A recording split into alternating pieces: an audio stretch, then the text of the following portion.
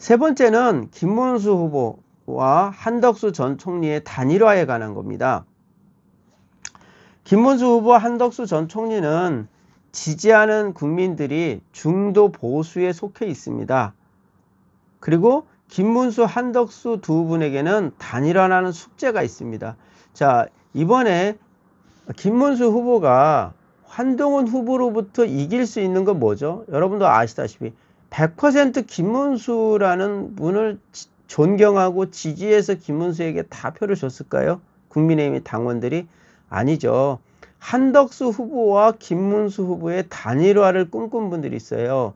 왜냐하면 한동훈 후보가 경선에서 통과돼 버립니다.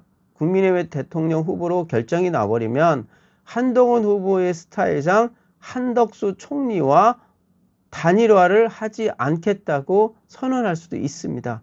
그럴 가능성도 있어요. 그것을 염려한 한덕수 지지하는 국민의힘의 당원이나 이런 성향을 가진 분들은 김문수 후보를 선택을 한 거죠. 어떻게 됐든 한동훈보다는 김문수가 낫다고 본 겁니다. 김문수라는 분은 그래도 한덕수 총리와의 단일화라는 과정에 적극적으로 긍정적으로 작용할 거라고 본 겁니다. 이분들은. 그렇기 때문에 김문수 후보가 오늘 대통령 후보로 선출이 된 것이죠. 그래서 이 단일화를 만약에 하지 않는다. 김문수와 한덕수가 단일화하지 않고 그냥 각자 출마를 하게 되면 당연히 엄청난 비난과 비판의 목소리를 들을 겁니다. 우선은 김문수 후보는 국민의힘이라고 하는 울타리가 있어요. 국민의힘이라는 울타리에 통해서 대통령 후보로 단일화하지 않고 가겠다 할 수도 있어요. 근데 한덕수 전 총리는 어떻게 되죠? 국민의힘이 현재 입당한 상태는 아니었거든요. 총리 사퇴하고 출마 기자회견을 했어요. 사실상 지금은 국민의힘의 성향이 국민의힘에 입당할 것으로 예상하지만 이분 같은 경우는 무소속으로 봐야겠죠.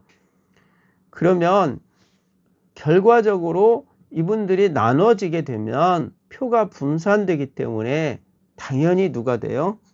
옆집에 이익이 되겠죠. 자, 여러분이 잘 아실 겁니다. 더불어민주당 이재명 후보가 대법원에서 파기환송 선고가 있었어요.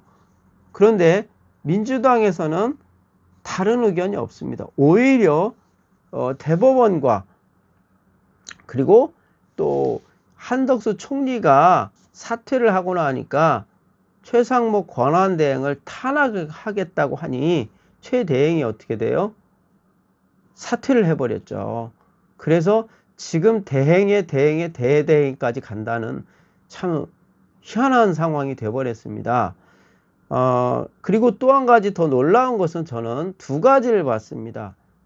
제가 현장에서 진행하면서 간혹 그런 멘트를 했는데 지난 윤석열 대통령이 헌법재판소에 있을 때 보수 우파 지지하는 국민들은 탄핵 무효, 탄핵 기각, 탄핵 각하를 외쳤어요. 그런데 같은 시기에 민주당에 속한 당원들, 당직자 또 정치인들은 뭐라고 했냐면 윤석열 대통령 파면 릴레이 시를 했어요. 그리고 윤석열 대통령 파면 카드를 들고 인증샷을 경쟁적으로 올렸습니다. 그리고 그것뿐만이 아닙니다. 카카오톡 아이콘이 있어요. 카카오톡 아이콘에 보통 제 얼굴이나 자기가 좋아하는 그림을 넣잖아요.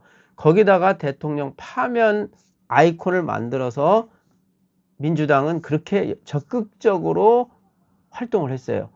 거기에 비해서 국민의힘 소속은 제가 봤을 때는 너무너무 미약했다는 것을 저는 보고 있습니다. 자, 이번에도 파기환송이 된다면 국민의힘 같으면 벌써 난리가 났죠. 후보를 당장 바꿔야 된다고 하겠죠. 근데 민주당은 그런 얘기가 없습니다. 오히려 민주당의 정치인들은 대법원을 다시 비난을 하고요. 자기 당 대표, 이재명 대표 구하기에 적극적으로 나선 곳이 어디라고요? 민주당입니다. 그러니까 민주당의 전투력과 국민의 전투력이 그렇게 다르고요. 방향이 다릅니다. 이것을 이제 분석한 이야기를 하게 되면 많은 논란이 있기 때문에 더 이상은 들어가지 않겠습니다. 그만큼 민주당은 이번 대선에서 승리하려고 집중하고 있는데 보수가 단일화되지 않으면 21대 대통령 선거에서 더불어민주당 이재명 후보가 될 것입니다. 자, 김문수 후보와 한덕수 후보의 캠프 관계자들은 작은 이익에 붙잡힐 것이 아니라 보수 승리를 만일 원한다면 서로가 손해를 볼지라도 양보할 것은 양보하고 협력하는 것이 필요합니다. 후보 단일화는 가능한 빠르면 빠를수록 좋습니다. 다음 주에라도 단일화를 하는 것이 좋습니다. 왜냐하면 단일화를 어영부영 하다가 대선 후보 접수가 되고 포스터 등 각종 홍보물이 본격적으로 작업되고 게시되는 시점에 가서 단일화를 하게 되면 단일화 효과가 없다고 봐야 되죠. 많이 약화됩니다. 그래서 이것을 최대한 빨리 단일화를 하고 전국 곳곳에서 정말 보수 승리를 해서 국민들에게 호소를 해도 어렵습니다. 왜? 민주당은 이미 이 대통령 선거를 해서 충분히 준비를 했고 이미 후보도 결정해놓고 모든 것이 통일화가 되어버렸습니다. 획일화가 되어버렸어요. 모든 것이 집중화가 됐어요.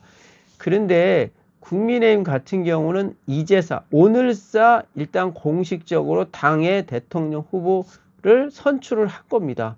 그런데 한덕수 전 총리와의 단일화라고 하는 거 가지고 시간을 버리게 되면 그만큼 불리해진다는 거 여러분 더 잘 아실 겁니다. 제가 오늘 어떤 이야기를 하나 들었습니다. 그래서 이야기를 할까 말까 하다가 그냥 하겠습니다. 이런 이야기를 또 하게 되면 저한테 비난이 쏟아지고 욕도 먹고 비판도 할 수가 있어서 받을 수 있어 이걸 해야 될까 말아야 될까 하다가 뭐 길게는 안 하고요. 짧게 언급하겠습니다. 그게 뭐냐면 더불어민주당은 후보가 결정되면 대통령 후보가 결정되면 그 지지하는 또 활동가들이 있습니다. 지지층에서도 아주 적극적 활동가들이 있거든요. 이들이 후보에게 눈도장을 찍으러 다니는 게 아니라 자신들의 영역, 그러니까 어떤 분들은 지역이나 어떤 단체나 뭐 여러 가지가 있죠. 그 자기 영역에서 한 표라도 자기 당의 대통령 후보가 표를 더 얻도록 열심히 뛰어다닙니다. 이게 특징이라는 거예요. 그런데 이 보수라고 하는 국민의힘은 좀 희한하다는 거예요. 그 예를 들어서 지난 20대 그러니까 대선 때 윤석열 후보가 대통령 후보로 결정이 됩니다. 그랬을 때 보수 쪽에서 정치에서 활동하는 분들이 있어요. 이런 분들의 특징이 전국 곳곳을 누벼야 되는데 그렇지 않고 여의도 식당가에 대부분 머무르고 있다는 겁니다. 아니 그러면 처음엔 그러죠. 밥 먹을 시간 됐으니까 밥 먹으려고 있겠지. 그렇게 해석할 수 있어요. 그거 아주 긍정적이죠. 물론 점심때가 되니까 식당가에 있을 수 있어요. 근데 그게 아니고 주변에서 당사나 캠프 주변에 있다가 점심때가 전후하면 가서 식당 가서 식사를 하고 있다가 계속 그 캠프만 가서 앉아있는 것도 민망하죠. 그러다가 또 만약에 그 본부에 소속한 관계자나 아니면 후보의 눈에 들어서 눈도장을 찍으려고 이런 모습들이 너무 많았다 하고 날카로운 비판과 지적을 하시는 분들을 봤습니다. 저는 그 말이 거짓이라고 보지 않습니다. 사실이라고 봅니다. 단지 거기에는 이제 오해를 받는 분도 있겠지만 정말 의도적으로 줄서기 하려고 계셨던 분들도 많다는 거 여러분도 아실 겁니다.